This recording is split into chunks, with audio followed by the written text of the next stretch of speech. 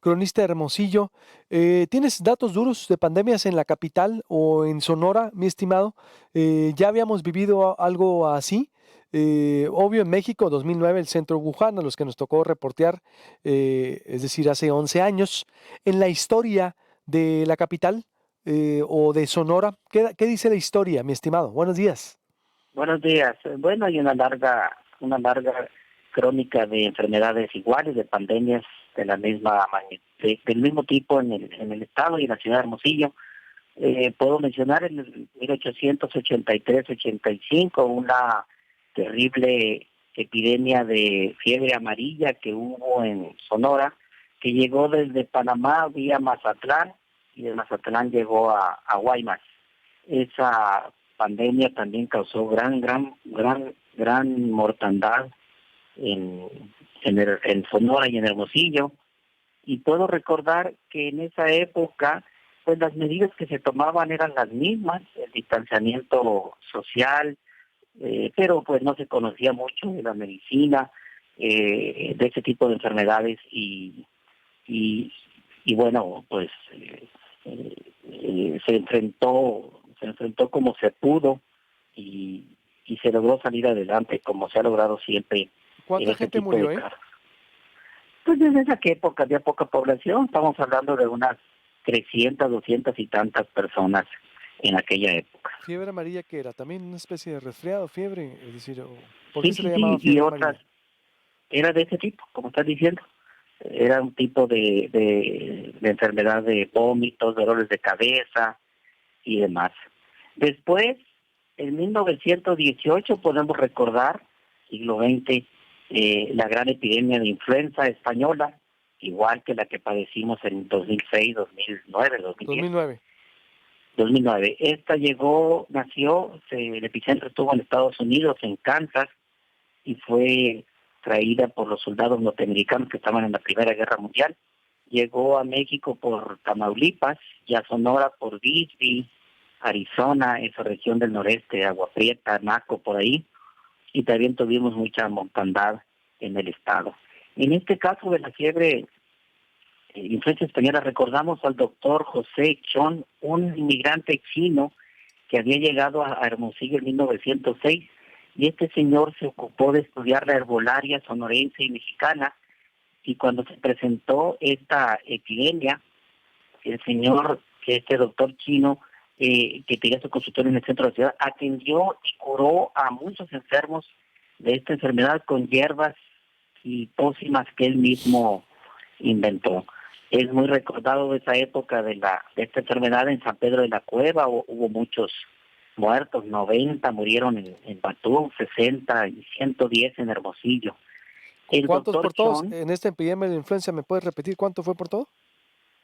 en total fueron 400 y tantos muertos entre los pueblos entre Hermosillo, 190, y los demás pueblos del río Yaqui, río Moctezuma, como los que mencioné, estos pueblos Ok. inundados por la presa. Finalmente, el héroe de esta batalla contra la muerte fue el doctor José Chong, que por cierto, el año pasado el Ayuntamiento de Hermosillo le puso su nombre a una pequeña y breve ciudad de Hermosillo, Ujú. una callecita. Eh, Esto del toque de queda, que también se ha mencionado, el toque de queda que significa tocar para que te quedes, tocar y queda, que prohíbe el tránsito y permanencia en las calles de las personas en una ciudad cuando hay una situación crítica. En Hermosillo también existió, pero creo que esto constitucionalmente es facultad del presidente de la República solamente. Pero en Hermosillo tuvimos una tradición que no era legal, pero Antes sí. dime con el toque de queda, que es también muy importante. ¿Alguna otra más me queda claro la de 1883-85, la fiebre amarilla, 1918, la gran influencia española? ¿Tienes otra más? No, de las más fuertes fueron estas y las del siglo XVII, XVI, que trajeron los españoles cuando vinieron los indígenas aquí, que morían por otro tipo la peste negra, por ejemplo, No, la peste bubónica, que fue otra enfermedad, pero las más catastróficas son las que acabo de mencionar. sí, claro, que finalmente el sarampión y muchas enfermedades que trajeron los Todas esas, españoles viruela y demás, y de que viruela. siguieron por todas esas, fueron Sí, hemos, comunes. sí, que hemos de alguna manera sobrevivido a todo eso y que llegaron para quedarse también desde Sí, Europa. La peste bubónica, ¿de qué fue exactamente? Que fue por allá en 1300, ¿verdad? Con su sede en mil Londres. trescientos y tantos, pero esta fue en Europa, 1300, siglo XIV, Ujú, cuarto, 14, y devastó a media población europea. En aquel tiempo, pues no tengo el dato exacto de cuántos habitantes había, pero sí algunos millones murieron en toda Europa con la peste bubónica famosa de aquella época, fue mucho antes de que los españoles llegaran a América. ujú, que consistió que ¿en qué era la peste bubónica? ¿Eran las ratas las que mordían? Sí, esa Sí, ¿verdad? era una pulga que vivía en las ratas, Ajá. como se esparció por Europa, por las condiciones de insalubridad también en que se viviera aquel tiempo, que en aquel tiempo pues no había drenaje, ni agua potable, ni ese tipo de servicios, entonces ahí fue como se propagó a través de las ratas, y la pulga esa que ve en las ratas, y no Claro. había forma de controlarla, pues porque no había medicamentos para aquella época, ni siquiera se conocía pues murió la gente y de manera natural, Claro. prácticamente de manera natural, se logró superar. Sí, que fue En una ese persecución sentido que hasta quieren esa frase. una persecución contra las brujas, ¿recuerdas? Bueno, leyendo la historia, incluso en Londres hay tours de todo eso, de cómo hicieron olas de humo porque creían que eran los perros. Bueno, hay toda una Sí, historia al respecto, pero sí. en los toques de queda, ¿cuántos toques de queda ha habido en Hermosillo, dices? El toque de queda, que es lo que dije, que la prohibición de transitar Sí, o estar en las calles, nació en los años 50 en Hermosillo, pero no fue legal, fue una decisión administrativa. Y esto consistía en una sirena que tocaba, colocada en el barrio El Mariachi, ahí arriba, en el cerrito del Mariachi. En el 53 se informaba que empezaba a las 8 de la noche y terminaba a las 8 de la mañana. Esto era para los menores de edad, los muchachos, los jóvenes, para evitar peligros para ellos. Y sonaba la sirena. Era la señal para que los niños, los adolescentes se metieran a sus casas y no salieran hasta otro día. Y eso lo que pasaba que si algún joven menor de edad era encontrado por la policía en la calle, era recogido por los policías, llevado a la comandancia, y el que era multado era el padre de familia, el responsable de ese joven.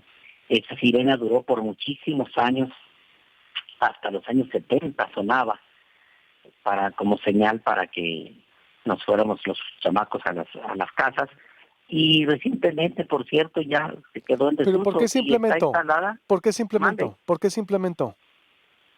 Para evitar que los muchachos que no era porque hubiera problemas ni delincuencia en las calles, no existía eso en ese tiempo, era para evitar que los muchachos sufrieran alguna circunstancia de la época, no porque tendrían que estar en sus casas nada más. Era una decisión municipal esa, administrativa, ¿Qué año fue que exactamente? funcionó muy bien, por cierto. ¿Qué año fue?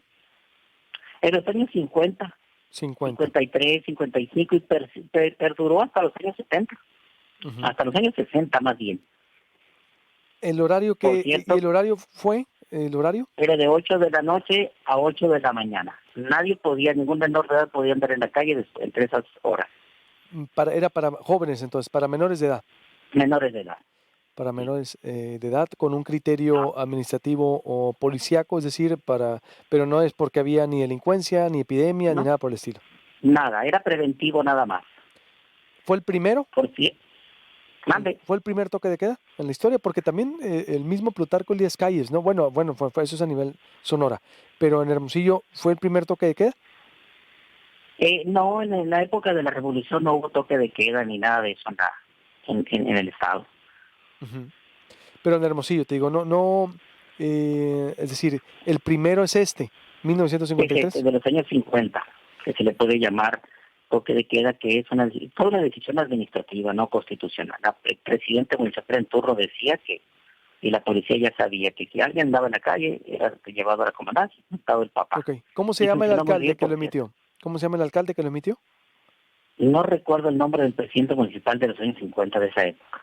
Bien, ¿qué otro toque de queda ha existido después de los 50, que se extendió hasta los 70? ¿No hay otro? No, Es el no, único. nunca. Es el único. Que perduró hasta los años 60. Ujú. Hasta los 60 o Por 70. cierto que la sirena esa que estaba en el mariachi está instalada ahí junto a los bomberos en calle Matamoros y Nuevo León. Ahí está como un símbolo de lo que era el toque de queda, por cierto. Ah, pues está interesante para que vaya ahí Carlina a verlo. ¿Dónde está exactamente, dices? Ahí donde están los bomberos en el centro de la ciudad, Matamoros y Nuevo León en la pura esquina. Y todavía funciona y se puede encender. Oye, ¿a poco? Ah, pues esa a lo mejor la utilizan para... Esa sería, si había la necesidad de toque de queda, había que sonarla, pero en ese tiempo la ciudad era tan pequeña que sonaba en el cerro y la oíamos en toda la ciudad, pero ahora si suena, pues no la vamos a escuchar en toda la ciudad. No, El pues mundo no. ha cambiado. Los Mucho. jóvenes de años 60, de 60 años para arriba, esa sirena la vemos con un símbolo de miedo porque sonaba y había que meterse corriendo a las casas. Y si no te metías, te podían... ¿Cuánto era el arresto? ¿Era arresto o qué era el castigo? Nada, le hablaban al papá o le informaban al papá que fuera a recoger a su hijo a la comandancia, duraba unas horas ahí y lo multaba. Ujú. ¿Era solo Pero en multa? ¿No esa era arresto? época, ¿No era arresto? pues podemos decir que era arresto porque lo ponían ahí en la comandancia, no lo metían en una celda, sino ahí se quedaba el joven, Ujú. el muchacho, para esperar a que su papá fuera a recogerlo. Que por cierto, en esa época le teníamos más miedo a los papás que a los policías, porque era más dura la tunda que le ponía el papá al chamaco en su casa que la que los policías en la comandancia, Exactamente. que Ahí, eran otros tiempos. totalmente de acuerdo.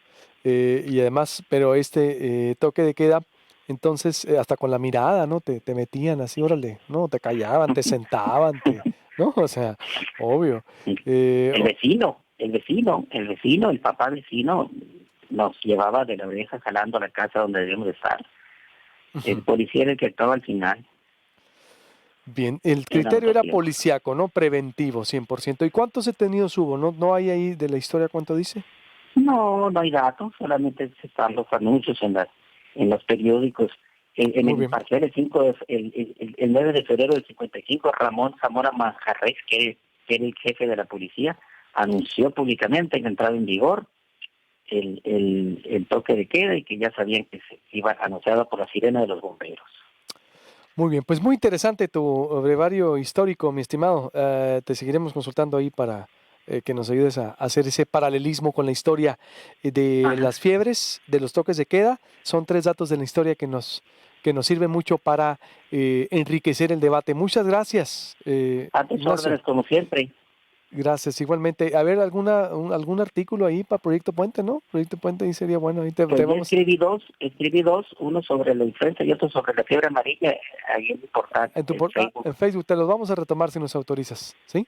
con toda confianza. Órale, ya dijo. Abrazo, Ignacio. Hombre, pues, hasta luego. Ignacio Lagarda, interesante el primer toque de queda en el 53, se extendió hasta 10 años en Hermosillo. Yo no sabía ese dato, está muy interesante. Pues las fiebres también en 1883, 1918, créame, estoy aquí.